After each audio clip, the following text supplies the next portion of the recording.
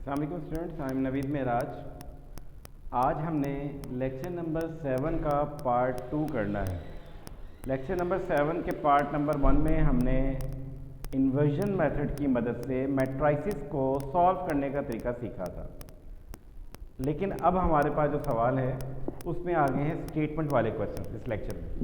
अब स्टेटमेंट गौर से पढ़नी है, आगे मेथड सारा वही कुछ है, स्टेटमेंट समझने की ज़रूरत है। और स्टेटमेंट वाले क्वेश्चंस के अंदर से ये वाला सवाल मोस्ट इंपॉर्टेंट क्वेश्चन है। ये कभी इन्वर्जन मेथड से भी आ जाता है पेपर में और कभी क्रैमर रूल से भी आ सकता है। याद रखें, जिस मेथड से आपको सॉल्व करने के लिए कहा जाए आपने उसको उसी मेथड से सॉल्व करना है। उससे हटकर बेशक आंसर आपका ठीक आ भी जाए, कोई और मेथड अप्लाई करेंगे तो आपको मार्क्स नहीं मिलेंगे। सवाल क्या है? The length of a rectangle is 4 times its width.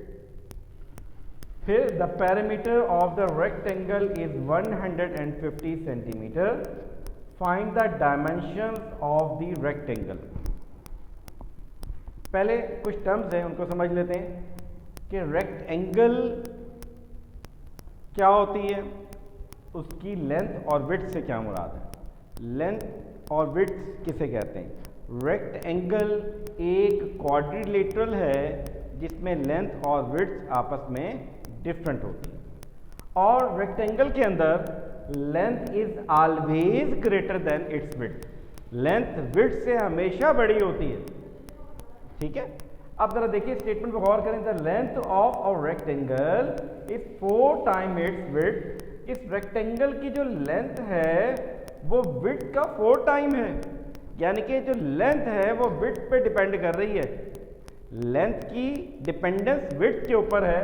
तो मैंने यहाँ एक क्वाड्रिलेटरल यानी कि रेक्टेंगल जो बनाया है, इसमें क्या है, ये हमारे पास लेंथ है और ये साइड्स हमारे पास विड्थ है। सपोज मैं कहता हूँ कि अगर विड्थ है 2 तो फिर लेंथ इस सवाल के मुताबिक कितनी होगी? 4 टाइम होगी। 4 टाइम का मतलब है 4 × 2 दैट विल बी 8 हो जाएगी। अगर मैं कहता हूँ नहीं जी अब जो है हमारे पास विड्थ हो जाती है 3, तो फिर लेंथ हमारे पास बन जाएगी 4 × 3 12। ये हमारे पास लेंथ आ जाएगी। इन द सेम वे, यानी कि आप जरा देखें क्या कह रहा है। The length of a rectangle is 4 time it's width, कि जो रेक्टेंगल की लेंथ है वो विड्थ का 4 टाइम है। अगर इन नंबर्स के बदले यहाँ पे मैं कुछ वेरिएबल इंट्रोड्यूस करवा दूँ तो फिर क्या कंडीशन बनेगी। सवाल के सलूशन की तरफ भी मूव करते हैं। मैंने नाम दे रहा हूँ इस सवाल के लिए, लेंथ को नाम दे रहे हैं हम x का, और जो विड्थ है रेक्टेंगल की उसको शो मैं करता हूँ y से। मीन कि हमारे पास जो विड्थ है हम इधर से कह दें जी ये y है, और जो हमारे पास लेंथ है उसको मैं कह दूँ x है। तो हमें ये पता है कि लेंथ जो होती है वो विड्थ का 4 टाइम है। तो पहली इक्वेशन बन जाएगी x is 4 times of y। ये लेंथ y का 4 टाइम्स है, तो ये इक्वेशन बन गई कंडीशन के मुताबिक x is equal to 4y।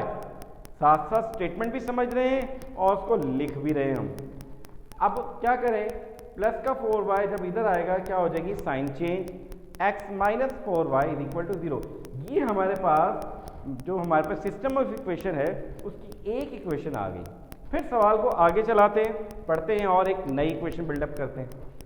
लिखा हुआ है the parameter of the rectangle is 150 centimetre, कि रेक्टेंगल की जो पैरामीटर है वो 150 सेंटीमीटर। पैरामीटर की वाकफियत होनी चाहिए। पैरामीटर से मुराद इसकी चारों साइड्स को ऐड कर दें। तो रेक्टेंगल की चारों साइड्स को ऐड करने का मतलब है कि ज़रा देखें, ये एक लेंथ और दूसरी लेंथ, ये बन जाएगी लेंथ प्लस लेंथ, दूसरी एक विड्थ दूसरी विड्थ, w प्लस w। ये लेंथ कितनी हो गई? 2l। विड्थ भी कितनी हो गई? 2 टाइम्स विड्थ। दोनों में 2 को कॉमन ले लें तो ये बन जाएगा l प्लस w, यानी कि लेंथ प्लस विड्थ। तो ये फार्मूला बन गया पैरामीटर को फाइंड आउट करने के लिए। तो हमने लिखा आल्सो एक condition, parameter of the rectangle 150 centimetre, दूसरे लफ्ज़ों में जो पैरामीटर होता है अभी हमने देखा कि वो इक्वल होता है 2 times length plus width is equal to given condition में, इन हालात में 150 वैल्यू गिवन है। अब लेंथ को हमने नाम दिया हुआ है x का और विड्थ को हमने कहा हुआ है y, तो लेंथ के बदले x और विड्थ के बदले आ गया y। क्या करेंगे, अब ये जो 2 मल्टीप्लाई हो रहा है तो आप क्या करेंगे, इसको दोनों साइड्स को 2 पे डिवाइड कर देंगे and you will get x plus y is equal to 75। ले जी, इस सवाल की सिस्टम ऑफ इक्वेशन के लिए दूसरी इक्वेशन भी बिल्ड कर ली हमने। फिर चलते हैं आगे, लिखा हुआ find the dimensions of the rectangle. आपने इस रेक्टेंगल की डायमेंशंस निकालनी है। What do we people know about dimension? Dimension से मुराद इसकी लेंथ और विड्थ निकालनी है। तो इस सवाल में लेंथ को हमने नाम दिया वेरिएबल x का, विड्थ को हमने कहा वेरिएबल y का। It means you people are going to find out variable x and variable y values. तो हम कहेंगे so we have following system of equations as. अब हमारे पास सिस्टम ऑफ इक्वेशंस क्या है, एक इक्वेशन बनाई मैंने x minus 4y is equal to 0, दूसरी इक्वेशन हमने बनाई x plus y is equal to 75। अब ये बन गया इस एक्सरसाइज का जो पहला सवाल था इन्वर्जन मेथड से किया, उसी तरीके से हम फॉलो करेंगे। Using inversion method writing in the matrix form, आपने क्या किया, coefficient variable x left side पे कुछ नहीं लिखा हुआ, इट मीन्स यहाँ पे कोफिशिएंट 1 है, y के साथ कोफिशिएंट है -4। याद रखें साइंस को इग्नोर नहीं करना, 4 नेगेटिव है तो -4 लिखा, x का कोफिशिएंट 1, y के साथ कुछ नहीं मीन इसका भी कोफिशिएंट क्या है 1 हो गया।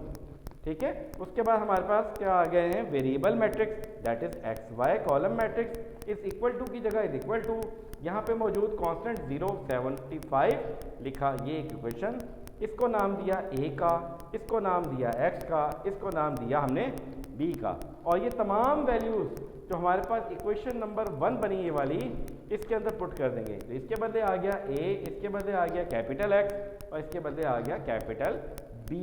हमारे पास बन गया जी ax is equal to b, ये हमारे पे इक्वेशन है। और इसको सॉल्व आउट करेंगे क्योंकि आपने निकालना है कैपिटल X, लिहाजा इस a को कैंसिल करने के लिए दोनों साइड पे a इनवर्स से मल्टीप्लाई करेंगे। और ये बात हमें पता है कि किसी मैट्रिक्स को उसके इनवर्स से मल्टीप्लाई करें you will get an identity matrix. Identity matrix आ गई। अब आइडेंटिटी की क्या प्रॉपर्टी है कि जिस मैट्रिक्स से भी मल्टीप्लाई करो आंसर वही मैट्रिक्स आ जाएगा, मतलब आई को x से मल्टीप्लाई किया आंसर x आ गया। ठीक हो गया जी, और यहाँ पे उसी तरीके से a इनवर्स भी चलता आ रहा है। तो ये हमारे पास अल्टीमेटली फॉर्मूला बन गया to find the capital x, यानी कि मैट्रिक्स x को कैसे फाइंड आउट करेंगे। अच्छा, इस पे पहला एलिमेंट है हमारे पास, ये हमने काम पहले किया हुआ है क्वेश्चन नंबर 1 के अंदर, तो आपने इसकी बारहा प्रैक्टिस करनी है। जिसने पहला सवाल की प्रैक्टिस अच्छे से कर ली तो ऑटोमेटिकली ये सवाल उसे आता है। नया काम इसके अंदर जस्ट स्टेटमेंट पढ़नी थी, इक्वेशंस को बिल्डअप करना था, ये काम आपके लिए नया नहीं है, फिर भी थोड़ा सा मैं करवा रहा हूँ। क्या करेंगे अब आप लोग, ए इनवर्स निकालेंगे। ए इनवर्स का फार्मूला होता है 1/a का डिटर्मिनेंट एडजॉइंट ऑफ ए। तो ए 1/a के डिटर्मिनेंट के लिए पहली रिक्वायरमेंट है ए का डेट निकालेंगे, वो हमने निकाला, वो आया आंसर 5 आया। अब क्योंकि ये हमारे पास नॉट इक्वल टू 0 आया, इसलिए हम कहेंगे ए इनवर्स एग्जिस्ट करता है। अगर यहाँ पे 0 आ जाता तो हम कहते हैं इसका सोल्यूशन सेट एग्जिस्ट नहीं करता, सवाल यहीं ख़त्म हो जाता। तो अब इसी तरीके से नेक्स्ट में आपने क्या करना है, एडजॉइंट भी निकालेंगे।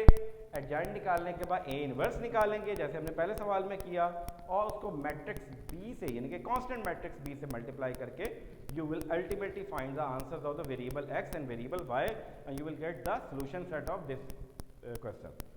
Thank you.